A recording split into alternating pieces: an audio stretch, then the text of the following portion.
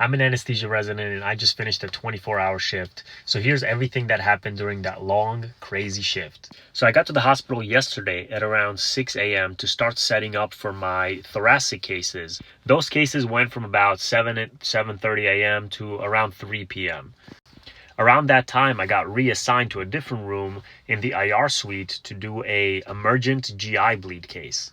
That case was bloody and messy in the IR suite, but eventually we got out of that at around 5 p.m., at which point was time to set up for a liver transplant. A liver transplant is a super long and complicated case from an anesthesia standpoint, and it can happen at any time because the patient that's receiving the liver can get the notification that they found a match at any point at any time.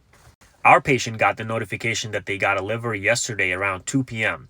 and by 6:30 p.m. he was already in the operating room. So that liver transplant case went from 6:30 p.m. to about 5 a.m.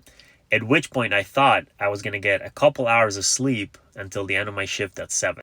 But of course that didn't happen because we got called to the PACU for an emergency. We got called for an expanding neck hematoma after an ENT procedure. Now, an expanding neck hematoma is a surgical emergency because it can cause an acute airway deterioration. The cool thing about that case, though, is that I was able to do my first awake fiber optic intubation at 6 a.m. after I was up for about 24 hours.